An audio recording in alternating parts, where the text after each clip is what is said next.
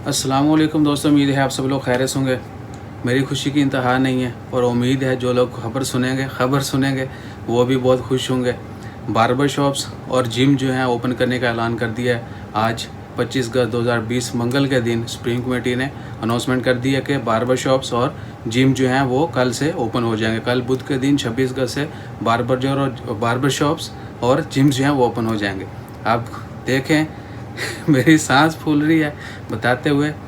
It was long waiting, कितने दिनों महीनों से जो है हम इंतज़ार कर रहे थे कि जिम जो है और बार्बर जो शॉप्स हैं वो जल्द ओपन हो। सो आई कुडंट से एनी मोर। इंशाल्लाह मिलते हैं अगली वीडियो में। मैं बहुत खुश हूँ और उन तमाम लोगों के लिए बहुत खुश हूँ जिनको इंतज़ार था, जो बहुत सारे मसाइल का शिकार थे।